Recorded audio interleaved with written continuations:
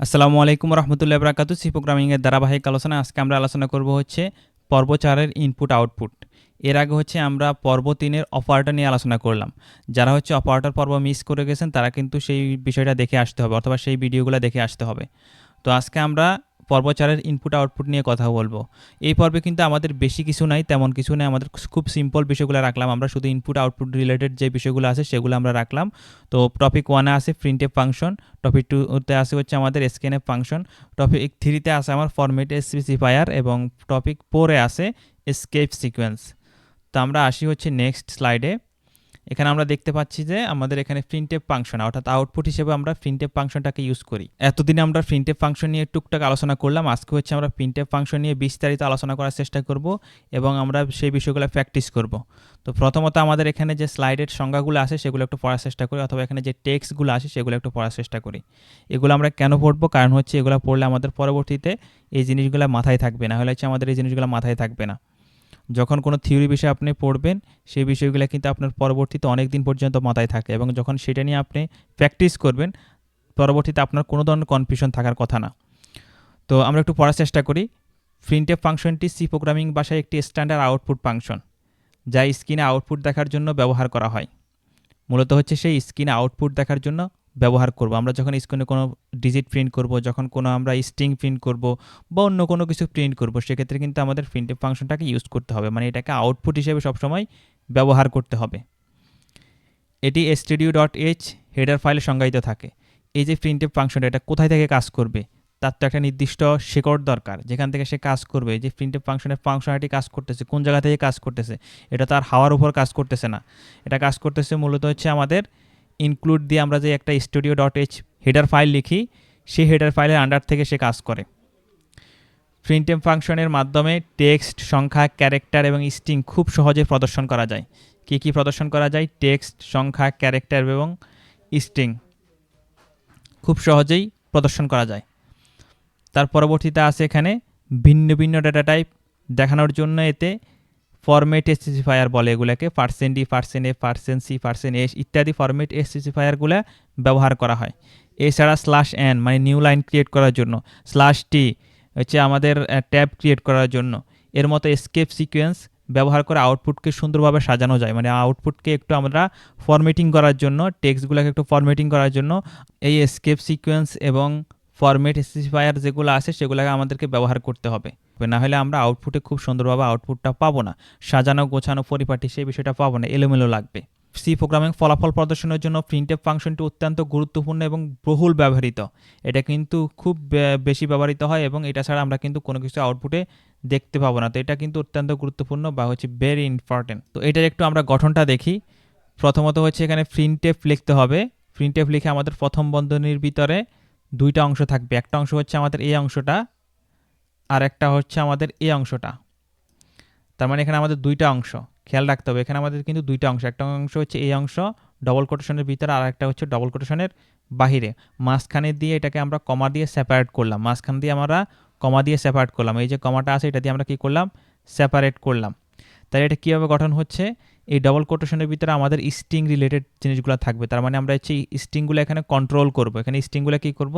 Control করব। আর right পাশে যেটা আছে মানে কমার পরে যেটা আছে এখানে মূলত আমাদের ভ্যারিয়েবলগুলো থাকবে বা এক্সপ্রেশন থাকতে পারে, ভ্যারিয়েবল অথবা এক্সপ্রেশন থাকতে পারে। তো প্রথমত আমরা যদি এখানে দেখি এখানে কী ঘটনা ঘটছে, এখানে যেটা ঘটতেছে সেটা হচ্ছে যে আমরা দুইটা ভ্যারিয়েবলকে প্রিন্ট করছি। দুইটা ভ্যারিয়েবলকে প্রিন্ট করার সাথে সাথে আমরা সেই ভ্যারিয়েবলটা আমরা আউটপুটে দেখাইলাম, এবং হচ্ছে সেটার ভ্যালু সহ দেখালাম। কীভাবে? আমরা যেমন এ ইকুয়াল বা হচ্ছে এ অ্যাসাইন যেটাই বলি কোনো সমস্যা নাই। এখানে আমাদের এ ইকুয়াল যেটা আছে এটা হচ্ছে আমাদের একটা টেক্সট বা একটা স্ট্রিং, আর %d কিন্তু আমরা অলরেডি বলে ফেলছি এটা হচ্ছে কি একটা ফরম্যাট স্পেসিফায়ার। তারপরে হচ্ছে /n হচ্ছে কি একটা এসকেপ সিকোয়েন্স। তো এটা দিয়ে আমরা যেটা করছি সেটা হচ্ছে এ ইকুয়াল 10, 20 যে কোনো একটা ভ্যালু আসবে, তারপরে নিউ একটা লাইন ক্রিয়েট হবে, মানে নতুন একটা লাইন ক্রিয়েট হবে। নতুন একটা লাইন ক্রিয়েট হওয়ার পরে আমার পরবর্তীতে বি ইকুয়াল %d মানে এখানে আরেকটা ভ্যালু আসবে, আরেকটা ভ্যালু আসার পর আরেকটা নিউ লাইন ক্রিয়েট হবে। তাহলে এখানে যেটা হবে এ ইকুয়াল 10 অথবা 5 যে কোনো একটা ভ্যালু আসবে, তারপরে একটা নিউ লাইন ক্রিয়েট হবে, তারপর আরেকটা ভ্যালু আসবে কিসের জন্য? ভি এর জন্য, এবং পরবর্তীতে আমার আরেকটা নিউ লাইন ক্রিয়েট হবে। এবং এই যে প্রথম যে আমাদের পার্সেন্ট ডিটা আছে, মানে প্রথম যে ফরম্যাট স্পেসিফায়ারটা আছে সেটার জন্য হচ্ছে আমাদের প্রথম ভ্যারিয়েবলটা এ, এবং পরবর্তীতে যে আমাদের পার্সেন্ট ডিটা আছে সেটার জন্য হচ্ছে আমাদের দ্বিতীয় ভ্যারিয়েবলটা। এখন এখানে পার্সেন্ট ডি হইতে পারে, পার্সেন্ট সি হইতে পারে, পার্সেন্ট এফ হইতে পারে। এগুলো হচ্ছে আমাদের ডেটা টাইপের উপর নির্ভর করবে, আমাদের ডেটা টাইপটা কী ধরনের হইতেছে। এই যে আমরা এখানে যে ভ্যারিয়েবলটা ইউজ করতেছি সেই ভ্যারিয়েবলের ডেটা টাইপ কী কী হচ্ছে সেটার উপর নির্ভর করবে। এ হচ্ছে তার গঠন প্রণালী, বা হচ্ছে এভাবে সে কাজ করে। তো আমরা হচ্ছে এখন প্র্যাকটিক্যালি বিষয়টাকে দেখব, সেজন্য আমরা কোড ব্লকে চলে আসব। কোড ব্লকে এসে আমরা প্রথমত দুইটা ভ্যারিয়েবল ডিক্লেয়ার করে নিব, a ইকুয়াল 10 এবং b ইকুয়াল 5, এবং এটাকে হচ্ছে আমরা প্রিন্টএফে দিয়ে দেখব, অর্থাৎ প্রিন্ট করে দেখব। তো আমরা যদি নর্মাল কোনো টেক্সট প্রিন্ট করি সেটা কীভাবে প্রিন্ট করতে হবে, যেমন আমরা এখানে প্রথমত ভ্যারিয়েবল প্রিন্ট করতেছি না, আমরা জাস্ট কোনো একটা টেক্সট প্রিন্ট করব। তো আমরা সর্বশেষে হচ্ছে সেমিকোলন দিতে হবে। তো ডবল কোটেশনের ভিতরে আমরা যে কোনো টেক্সট আমরা এখানে প্রিন্ট করতে পারি, আপনি যাই চাইবেন সেইটাই প্রিন্ট করতে পারবেন। তো প্রথমত ধর আমরা হচ্ছে কারো নাম প্রিন্ট করব, ছোট্ট একটা ইনফরমেশন প্রিন্ট করব। তা আমি হচ্ছে আমার নাম, রোল নাম্বার ইত্যাদি জিনিসপত্র এগুলো প্রিন্ট করব।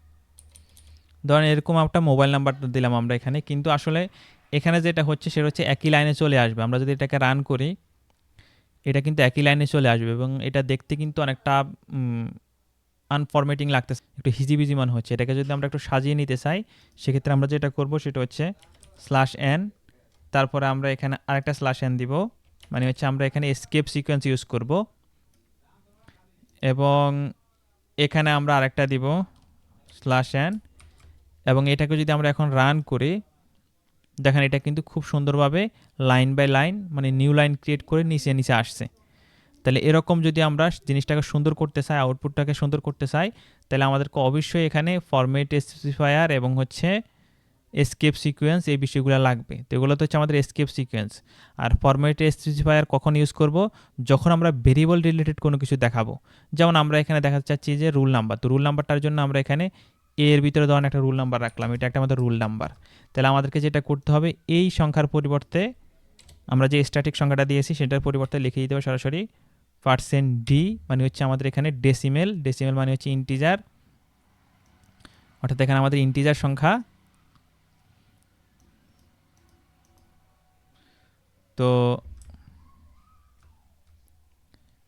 এখানে আমাদের এই যে ডবল কোটেশনটা আছে, এই জায়গায় ডবল কোটেশনটা আছে, এটার ভিতরে শুধু আমরা টেক্সট এই বিষয়গুলো লিখবো, তার টেক্সট, ফরম্যাট স্পেসিফায়ার, তারপর হচ্ছে আমাদের এসকেপ সিকোয়েন্স, সেই বিষয়গুলো লিখবো। আর ডবল কোটেশনের পরে আমরা এখানে ভেরিয়েবলটা দিব, ভেরিয়েবলের নাম কি এ হচ্ছে আমার একটা ভেরিয়েবল।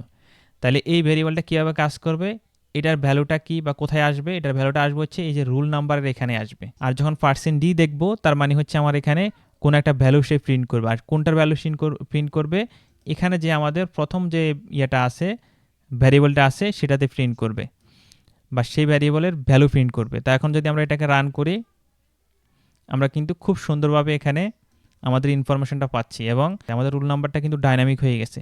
ডাইনামিক বলতে আমাদের ভ্যারিয়েবল থেকে আসতেছে। তাহলে আমরা এই বিষয়টা ক্লিয়ার হয়ে গেলাম। এখন একাধিক যদি আপনার ভেরিয়েবল থাকে সেক্ষেত্রে আপনি কীভাবে প্রিন্ট করবেন, তো সেটা প্রিন্ট করা খুবই সহজ। আমরা ধরেন এখানে একটা নাম্বার দিলাম, আর এখানে আমরা যেটা করব %d দিব, এবং এখানে কমা দিয়ে v দিব, এবং এটাকে যদি আমরা রান করি আমরা দেখতে পাচ্ছি যে আমাদের এখানে যে ফোন নাম্বার সেটা কিন্তু চলে আসছে, এবং যে এখানে আমাদের রোল নাম্বার সেটাও কিন্তু চলে আসছে। তার মানে একাধিক ভ্যারিয়েবল আমরা ইউজ করতেছি। এখানে এ নামে একটা ভ্যারিয়েবল আছে, ভি নামে একটা ভ্যারিয়েবল আছে। এ ভ্যারিয়েবলটা হচ্ছে আমার কিসের জন্য, রোল নাম্বারের জন্য। ভি ভ্যারিয়েবলটা হচ্ছে আমার ফোন নাম্বারের জন্য। তো আমরা চাইলে এটার কিন্তু নামটাও চেঞ্জ করে দিয়ে একটু সুন্দর করে নিতে পারি, রোল, তারপর আমরা এখানে দিতে পারি ফোন, এবং এখানে আমরা এটা বলে দিতে পারি, অর্থাৎ ভ্যারিয়েবলটা পরিবর্তন করে দিব, যেহেতু আমরা উপরে পরিবর্তন করে দিলাম রোল এবং পরবর্তীতে ভ্যারিয়েবলটা হচ্ছে ফোন, এবং ফাইনালি এটাকে যদি আমরা প্রিন্ট করি আমরা কিন্তু সুন্দর মতো এই বিষয়টা দেখতে পাবো।